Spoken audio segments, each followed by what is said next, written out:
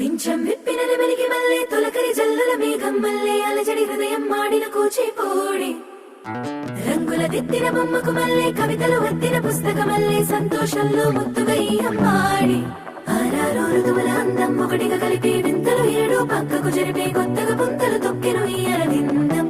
అమ్మమ్మో తాండవమాడే కృష్ణుడి నుండి వేణువ గానం తీయగ పండి రాధకు ప్రాణం ఉప్పొంగే ఆనందం